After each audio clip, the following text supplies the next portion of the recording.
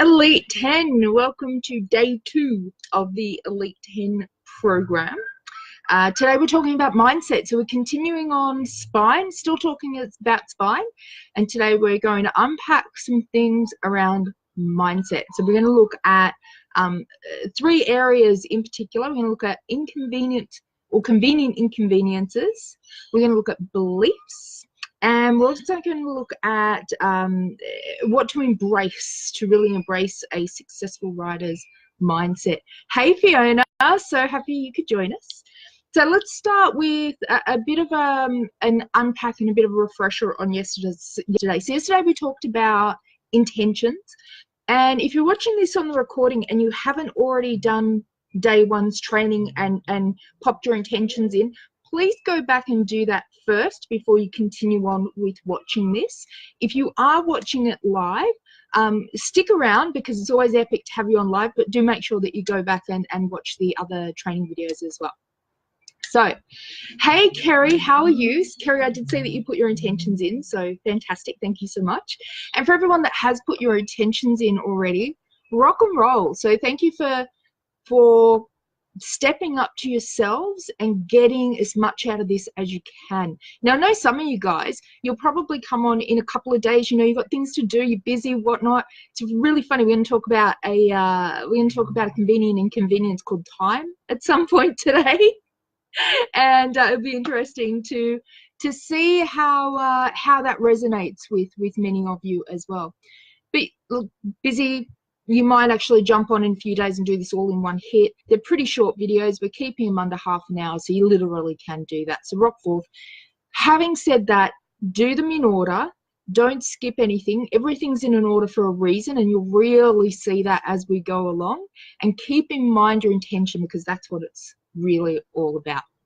So, got a couple of people on here live now, so I'd love to know, do you have any questions from yesterday? Was there anything in regard to what we did yesterday with intentions, benchmarks, audience and message that you'd like to ask before we move into today's session?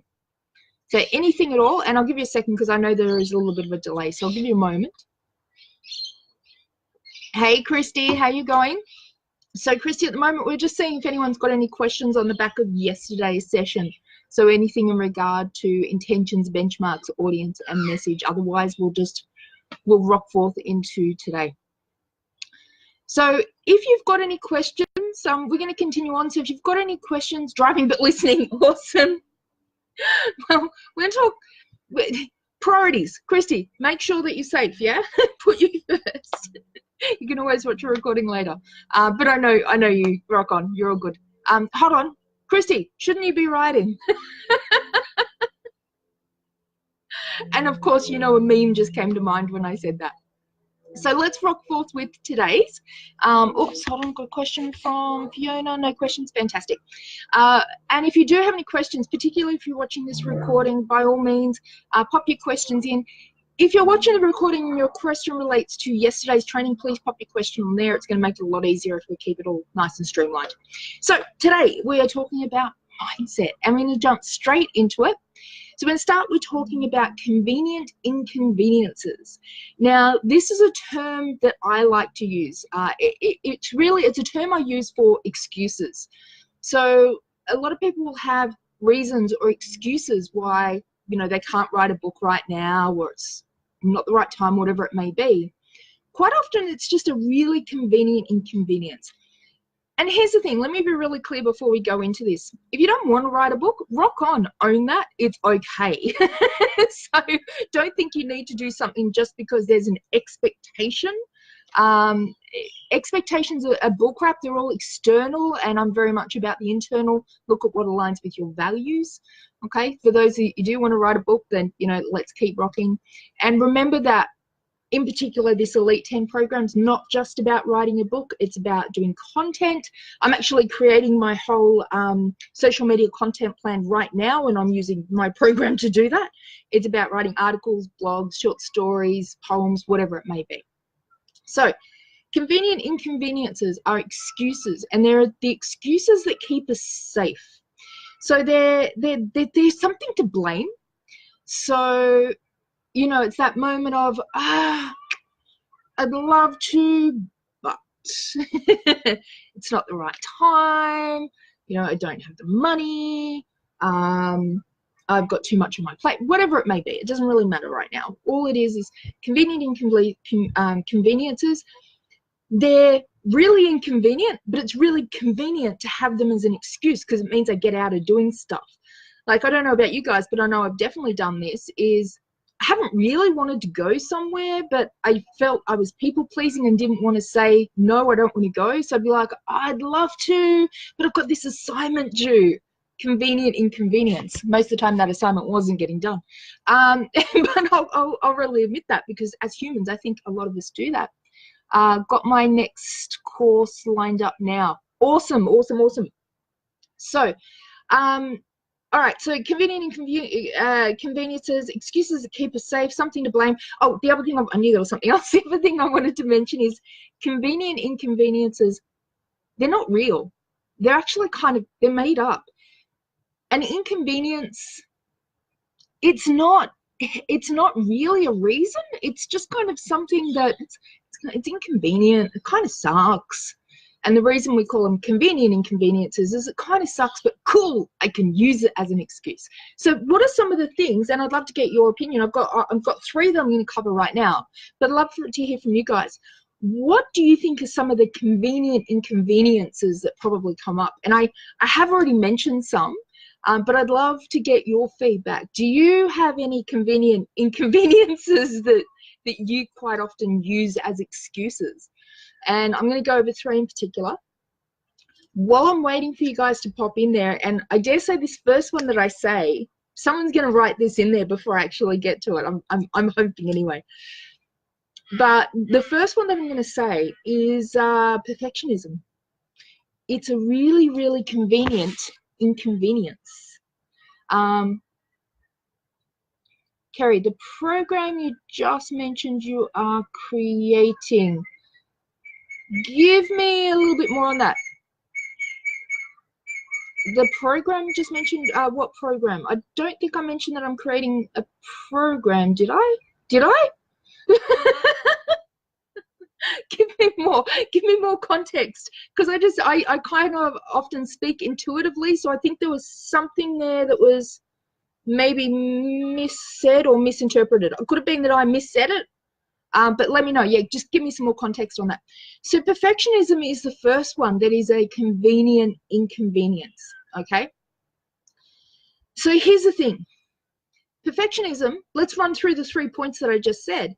It is a excuse that keeps us safe, because perfectionism means you never have to actually finish, yeah?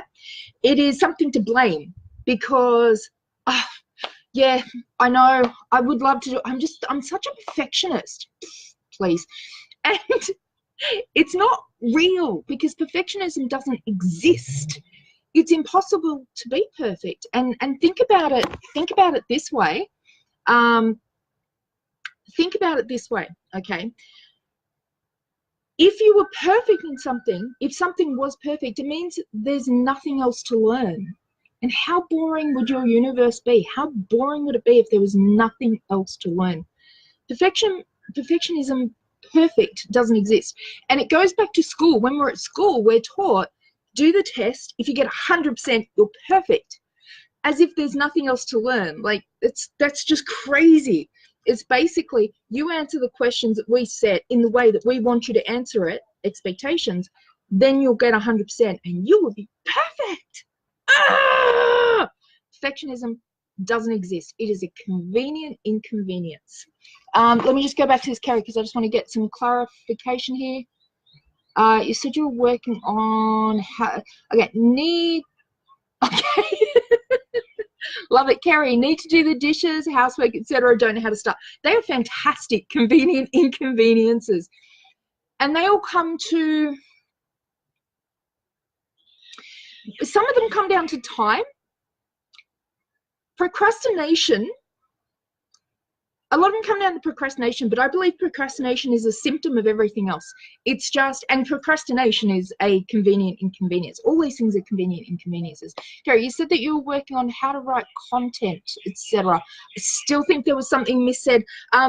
let me go back and listen to what I said earlier in this, Kerry, and I'll actually clarify. When I go back and listen to it, I'll clarify in the comments here so we're really, really clear. It could have been, because sometimes I know I've done this, I know I did it yesterday because I rewatched yesterday's one. A word will come out, I'll be thinking of another word and the wrong word will come out. I'm wondering if I've done that to you. So let me go back and listen to it and I will clarify for you on that one. Social media plan, right? Yes, thank you, Fiona. That's that. Was that what you were referring to, Kerry? It was. I was working on the content. So yes, that's what it was. That's what it would have been. So what I meant by that is that I'm actually doing my content plan for everything that I share for you guys on social media. So it's not a program that I'm putting together.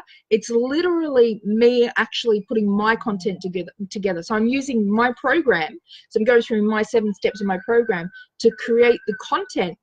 And I'm using the 25 book ideas. If you guys have done that or are familiar with that, I'm using that to work out what my content will be over the next so many weeks, so that I'm sharing regular content with you guys on the hub, on my business page and things like that. So not another program that I'm doing. This is literally me just doing my content planning, which is something that you might actually choose to do as your intention in this program. So someone might have actually chosen as their intention to do their content program or planning, sorry, for their business using what I'm sharing with you. Trust that makes sense. Yeah, thank you, Fiona. You linked us up there. That was brilliant. That was perfect. Thank you so much. All right, cool. So let's move on. Perfectionism we've covered. Another convenient inconvenience is overwhelm. None of us have ever experienced that, right? None of us know what overwhelm's about. So the reason that I put down overwhelm as being a convenient inconvenience is that overwhelm, let's go through the 3 points, right? The first point is they're excuses that keep us safe. Overwhelm keeps us safe. Overwhelm gives us a reason and permission. Oh, actually, you know what? That's a better word.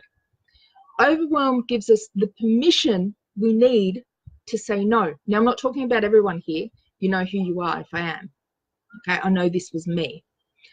I said yes to so much, and I'd be like, yes, I can do that. Yes, I can do that. I can do that tomorrow. I can do that today. I can do that for you right now. I can do that. I can do that. I can do that. Yes, until it's just so much and there's overwhelm, and it's like, it gets to a point where it's like the next thing, it's just, I say yes to it and everything just falls. And then it's like the next thing, I can't handle it. I can't, no. So it's permission to say no. Isn't that interesting? So it's something to blame. Absolutely. I could blame saying no on the fact that I had so much to do, and yet I felt bad about it.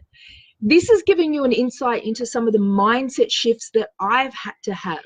Yeah. Let me just check the notes. Overwhelm gives us permission to procrastinate. 100%. Absolutely. I've got so much to do. I can't get to my book. I'm too busy doing all these other things.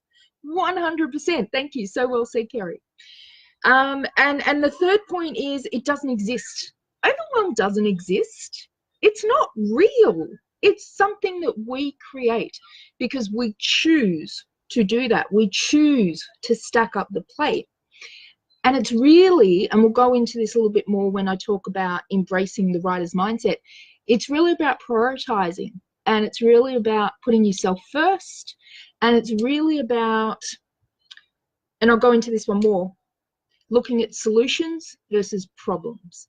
So overwhelm's a really convenient inconvenience. And one of the best and most convenient inconveniences is time. Because for some reason, we all seem to think that we have less time than other people. We all seem to think, and we've all said it, like I say it, I hear myself say it and go, oh crap, hold on, I said that stupid thing again of I don't have time. I've got time. I've got the same amount of time as anyone else.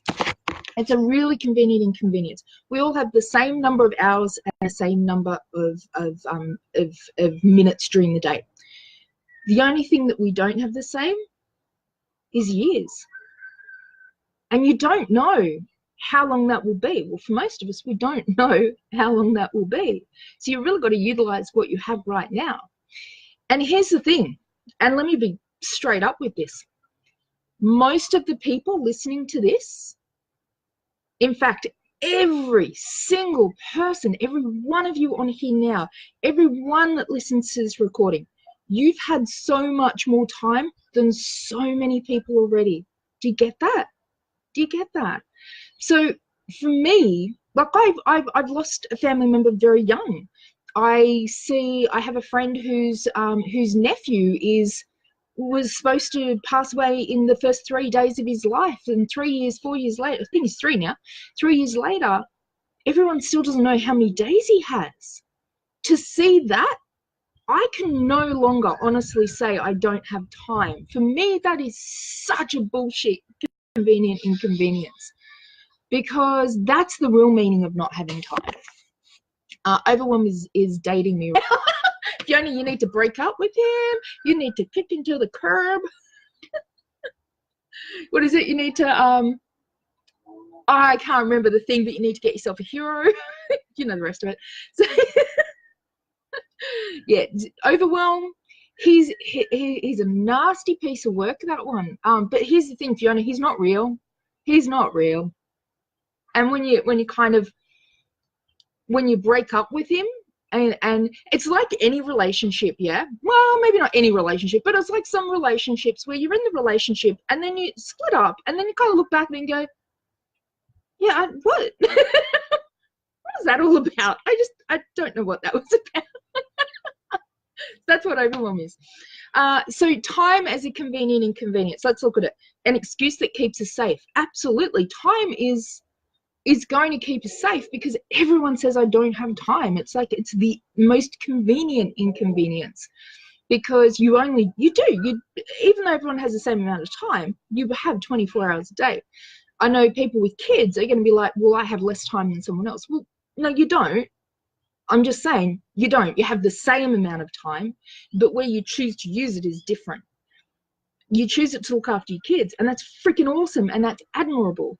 But you also have to know that there's plenty of parents that choose to use their time to not look after their kids. I'm not saying that's a good thing, but I am saying it's still a choice. And thank God you're making a choice to look after your kids. Let me just put that out there. But the point is, it is still a choice. I trust that you get that. And you might feel like it's not a choice. And that's totally cool. That's an awesome thing. End of the day, it is a choice. We all choose every moment that we spend. Now, a lot of you all have full-time jobs. You're like, I can't write a book when I'm working full-time. Okay.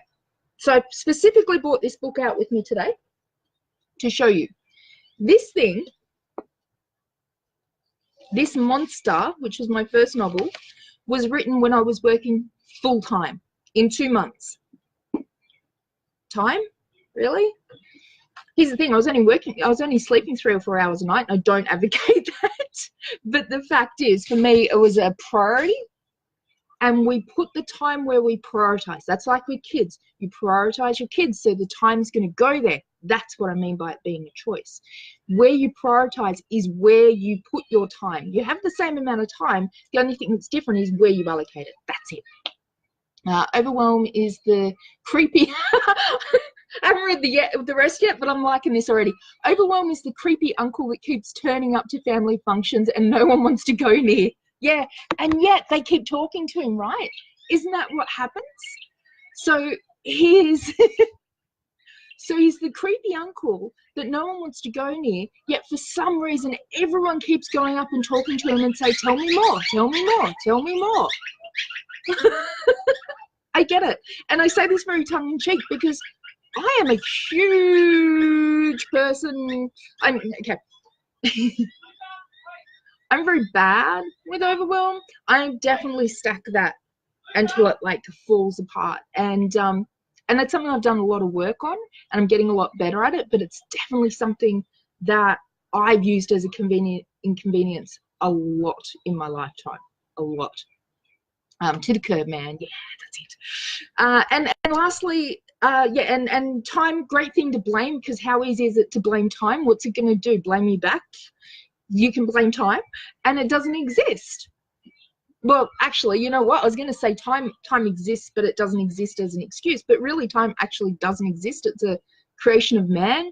The flow of, I'm not going to get into the scientific stuff, but time kind of doesn't exist either. We all have the same amount allocated per day. What we do with it and how we prioritize it, that's what we have control over. Cool. Let's move on to number 2, which is beliefs. Wow, we went really deep on convenient inconveniences. Pretty much used up our whole time there. So beliefs. So the next 2 actually won't take as long as it anyway. I wanted to focus on that. So a belief is simply a thought that you keep telling yourself. And beliefs are at a subconscious level. So we can have a conscious awareness of our beliefs, but here's the thing with beliefs. Think of affirmations, okay? So if you have an affirmation and you can say it and say it and say it and say it and say it and say it and say it, if you don't subconsciously believe it, it doesn't matter until you've said that affirmation enough times to change the conscious belief. There's quicker ways to do it, I'm just saying. Beliefs are our subconscious truths. They're what we truly believe internally. We'll go into that more in a moment. And we seek evidence of our beliefs. So whatever our subconscious belief is, we'll go out and look for evidence of it to prove it. And it's really particularly true when we try and convince ourselves that we have a different belief, but our subconscious doesn't believe it. Our subconscious will actually encourage us to do stuff to self-sabotage it to prove the subconscious belief. Like, we're kind of messed up, yeah? That's humans for you. We're kind of crazy. Kerry says, we objectify time as it having its own form and ability to take action. Kerry, so well said. Oh my God, you need to put that in your book, woman. That's a freaking fantastic line. That's amazing. Put it on a meme, do something with it. That's a really, really, really great line that you said. We objectify time as it having its own form and ability to take action. It's so true. It's not even real. It's like overwhelm. Time and overwhelm should just go have a party together and, you know, get out of the way so we can get on with things, yeah? So a couple of considerations with beliefs. I can't versus I can. So I can't, if you believe you can't, you're right. If you believe you can, you're right. You've probably heard that before. Whether you believe you can or you can't, you're right. Here's the thing though with I can, as I was just explaining before, if you subconsciously believe I can't and you say I can, until you have evidence to back that up, your subconscious is no, you can't, no, you can't, no, you can't, no, you can't. So we need to shift the I can't so that the I can is allowed to actually come through and take root. And I know that, I sense that you guys are all getting that. What have we got over here? Cool. Don't know, yeah, okay. So here's the thing about beliefs, right? Beliefs create your filters. So they're a part of it anyway. So whatever you believe will determine what information you allow yourself to hear and what you delete. Your beliefs right now are determining what I'm saying that you're taking in and what you're filtering out and deleting and not even hearing. Okay, I'll go into that more when we talk about solutions and problems in just a moment. So I did want to mention, I think everyone gets, you don't know what you don't know, right? Like, how can you know what you don't know? You don't know what you don't know. And here's the thing with beliefs. Beliefs work on what we know, and what we don't know, we don't know. Beliefs don't work on what we don't know, we don't know. We can't have a belief yet about the stuff that is not even in our scope. And that's the thing about writing a book. It's kind of like, I was using this as a metaphor earlier actually, and I think it's a really great metaphor. It's like, just say you've seen everyone driving, you've never driven before, you've seen everyone else and you're like, that looks pretty easy. So you get in the driver's seat and you're like, I can do this. Then in that moment of sitting in the driver's seat, you suddenly realize, shit, I need to know this, I need to know that. How do I turn it on? How do I stop? How do I know how do I turn the wheel? Like, all these things suddenly become really evident that it's not just about getting in there and going. You've got to know so many other things. And it's the same thing with writing a book. So a lot of people make the mistake, they just start writing Then when they do that, they start realizing, oh, but I don't know how to structure. I don't know how to make words flow together. And this is the problem with a lot of marketers out there. So marketers are out there, so many marketers are out there teaching people how to write a book, which they're really not. What they're doing is teaching people how to use this cookie cutter shortcut, gather information that's already there without actually creating their own content. And the thing is, they're providing a shortcut, easy solution because they don't know how to do it themselves. They don't know how to write. They don't know how to write. They're marketers. That's their genius zone. Rock on to them. But writing is not their thing, and that's okay. But what you have is a lot of marketers out there doing that, and they don't know what they don't know, so they can't pass on information about writing. And so the people that write books through them are writing books that are kind of very shallow, or maybe they've got a message. Some good marketers, you know, relate to the message and focus on the audience, but they're missing so many of the elements of writing that they don't know. And their belief is that they know enough to write a book, and rock on with that. I trust that makes sense. So the last thing I want to touch on with beliefs is comparing to others. So we quite often look at what other people are doing and believe we should be doing just as well. Now, there's a saying I hate. Oh my God, I hate this saying so much. That nice. So there's a saying, if I can do it, you can do it. Oh my God, I hate that saying so much. I hate when I hear that, because I can do it. It doesn't mean you can do it, because what matters is your mindset and your beliefs and your filters, not mine. Like mine are good. Mine allow me to do what I've just done. But if yours don't, you need to do some work on that first. So I can do it. If I can do it, anyone can is a bullshit line, and I hate it. If I can do it, anyone can. No, wrong, incorrect. If I can do it, it's because I've allowed myself to do it. Simple as that. You can do it because you can do anything you want, but you need to actually work through your beliefs and allow yourself to do it. Kerry, I think we're going over half an hour tonight. All right, let's get into embracing the writer's mindset. First thing is, Kerry, this one might sound a little bit familiar to you as well. Letting go of judgment, assumptions, and expectations. Now, I'm not saying letting go of judgments, assumptions, and expectations of other people. The way to get a successful mindset for writing is to let go of judgment, assumptions, and expectations of yourself. And let that sit, let that kind of sink in for a moment. Let go of the judgment, assumptions, and expectations of yourself. Because when you do that, nobody else can judge you, place assumptions on you, or have expectations of you. That shits me to tears. I hate it with passion too. Yeah. And Kerry, do you get, like, in the unpacking of why I hate it, I reckon you're probably on the same wavelength. You're probably getting that that's, you know, kind of why you hate it, because it's bullshit. Yeah. And I get why people do it, but there's it's so surface level, and there's so much more to it. So let go of judgment, assumptions, and expectations to embrace a writer's mindset. Gather evidence that you can do it, and that's one of the things that this Elite 10 program is for, is to help you gather evidence that you can. Because remember, if your subconscious belief is you can't, you need some evidence to override that. Get a coach. That's the other thing, because that's the easy way to move your move your crap. So evidence that you can, and you get evidence that you can through doing. That's the thing. You can't. If your mindset is I can't and I'm not willing to try, then you'll never overcome it.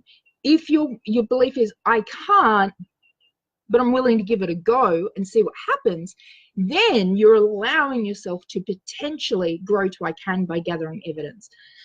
If you overcommit, and this is going back to overwhelm, overcommitting is self-sabotaging and proving to yourself that you can't. And solutions versus problems, which I mentioned this before. One of the, you know what, if not one of, yeah, this is one of the most important things. Embracing a writer's mindset means that you look for solutions, not problems. And I like to say the solution's already there. Actually, I know it. This is a belief. This is a belief that I have. The solution is there before the problem arises. No problem can exist without a solution for it. In fact, there's thousands of solutions. But I already know that there's a solution already presented itself to any problem that turns up. So when something turns up, if I see the problem, I'm like, okay, where's the solution? It's already here. Where is it? I know it's already here. And I go looking for it because I know it's already there. Quite often, a problem will present itself. Oh, that's why this happened. That was the solution presenting itself. Because I know the solution's already there. And that's how beliefs work. It means that I'm seeing all of these little connections. I'm seeing the solutions instead of focusing on the problem. So that's another way to embrace the writer's mindset, is start focusing on solutions. And this is just a success mindset in general. And this is why, you know what, I kind of knew that today was going to go over a little bit, because mindset's such an important thing, and it's not just about writing a book. Fiona says, take your time, I'm stuck in a bus saying, loving hanging out and learning. Oh, I love that attitude, Fiona. You're awesome.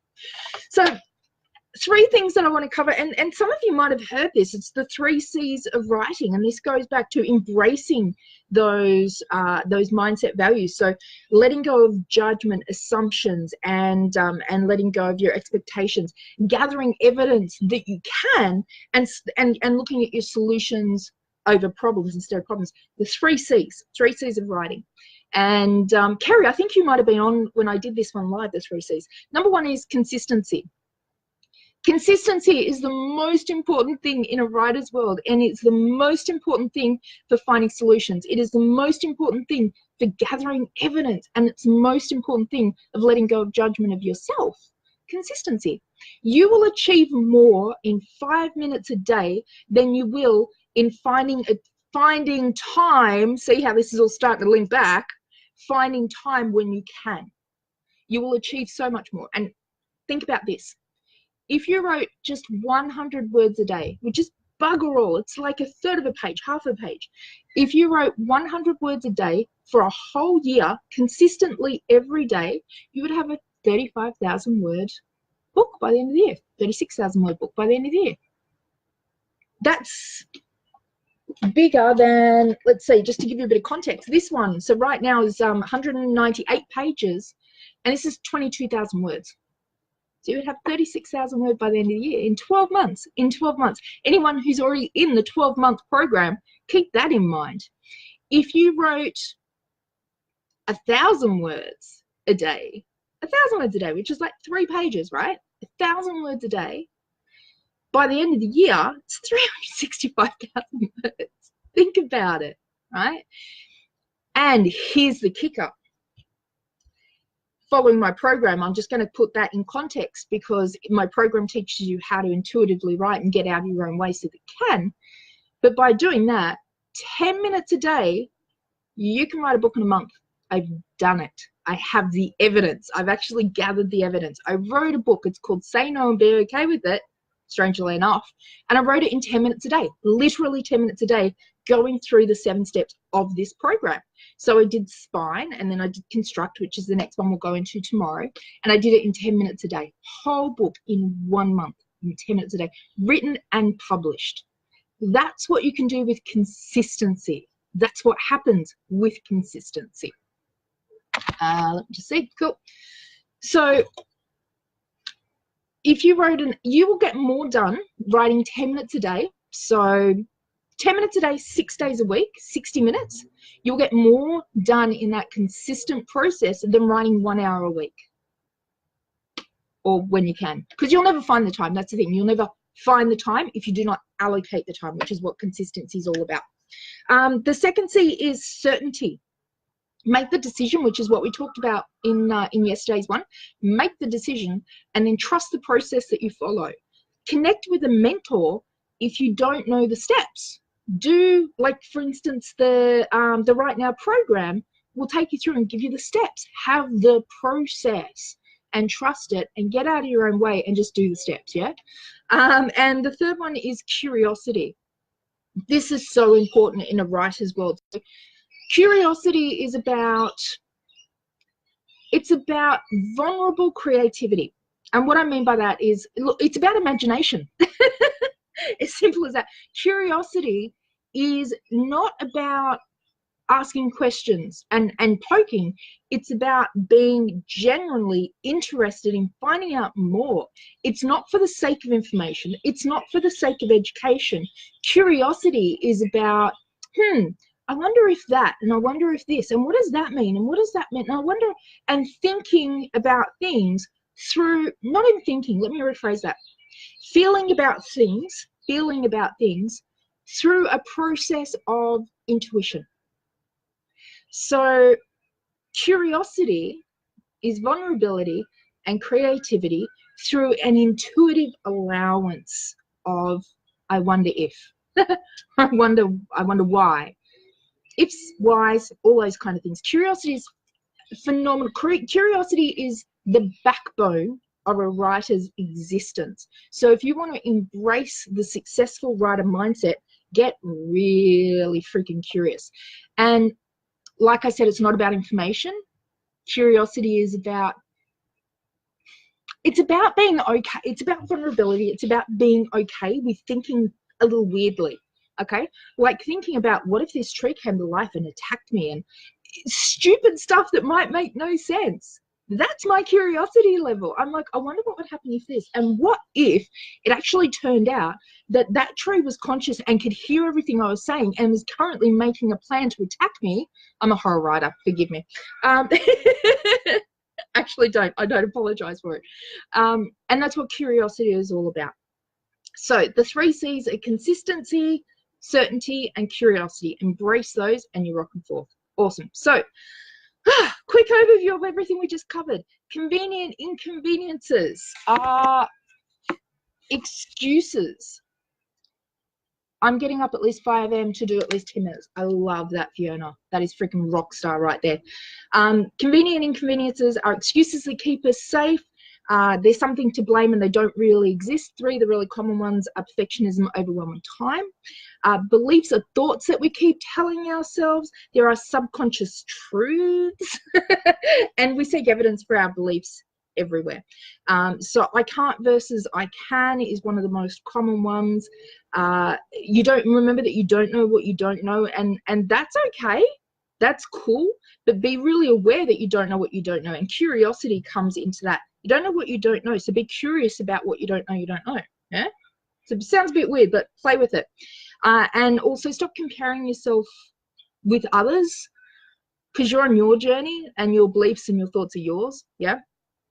To embrace the writer's mindset, let go of judgment, assumptions, and let go of expectations. Gather evidence that you can start doing and focus on solutions rather than problems. And then obviously remember the 3 C's: certainty, consistency, certainty, and curiosity. Excellent. So that's everything. Now there's an accountability post which I actually set to go on automatically, so it's probably already up on the page now, and that post is asking you to do something that embraces a bit of the consistency, certainty, and curiosity. So it embraces the curiosity, so it's asking you to be a little bit vulnerable here. So I want you to post on there at least 2 beliefs: a belief that serves you and a belief that doesn't, and how you're going to maybe move that belief. Now, if you're wondering how you move a belief, sure, affirmations, they take a while, but they do get there eventually. Gathering evidence, as long as you've got that process of, I can't, but I'm willing to try. I can't right now, I can't yet, but I'm willing to try. Get a freaking coach. That's the best one. Move that shit really quickly. I have a coach that I see weekly, and I'm constantly moving crappy beliefs out of the way. So jump on there, make sure you post that by 5 p.m. tomorrow when we have our next session. Now tomorrow we're going to get into construct, and tomorrow I just want to make sure that I actually put the right information here. What are we doing tomorrow? Tomorrow we're going to be looking at, so we're going to be looking at what to include in whatever your intention is for this 10 days, and obviously it relates to books as well. We're going to look at deep versus shallow. As in, how deep should you go with the information you share? How much should you share? When should you stop? And we're going to look at the legal stuff as well. So that'll be fun. The legal stuff is really, really important. So we're gonna touch on that as well, just to give you guys some a bit of clarity moving forward. So any questions in regard to that, start thinking. For now, I want to chuck it over to you guys. Any questions on anything we've just covered? And that's been a really big session. I was hoping to keep it under 30 minutes, but I kind of knew this one I probably wouldn't. So any questions at all about anything that we have covered up to this point? And I'll give you a couple of minutes because, like I said, I know it's got a bit of a delay. I'll scroll back, make sure I haven't missed any questions too. If you're watching this on the recording, please also put your questions in there. I will be coming back to answer your questions.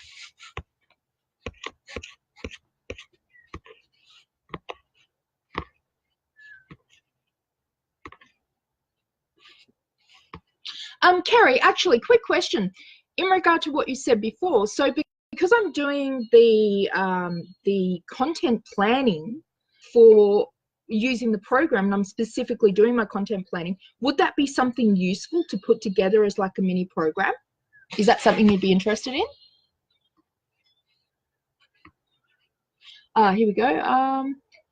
So Kerry, you said in regard to when I was saying if I can do it, anyone can. It denies the person and their uniqueness and depth of their beliefs 100%. That is spot on.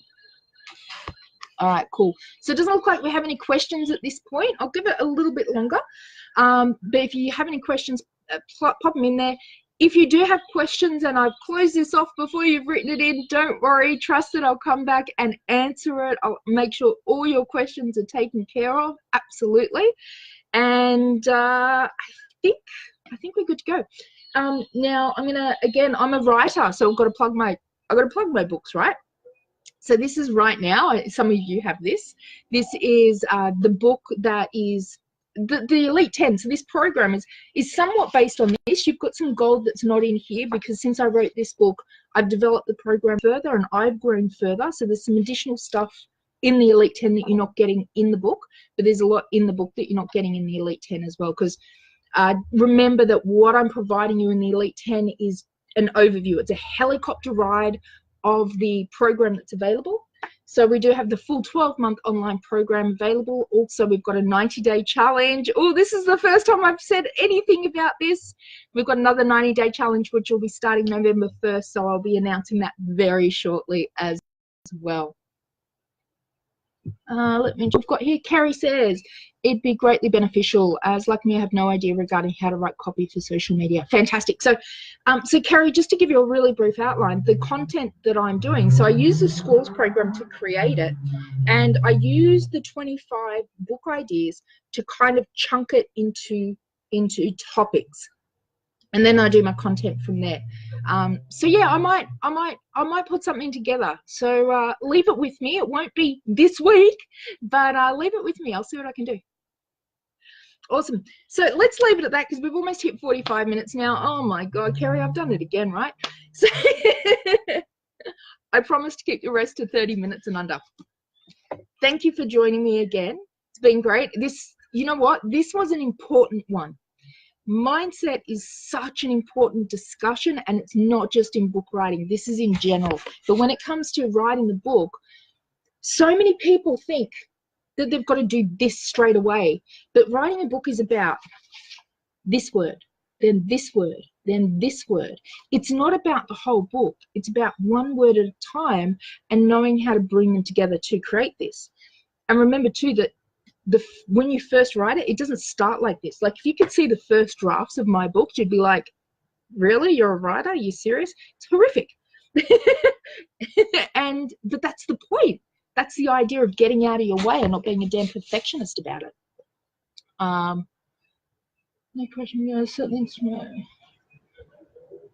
Great reminders and a kick in. Excellent. Fantastic. I'd love the content plan program. Fantastic. That's really cool. Thank you so much. Awesome.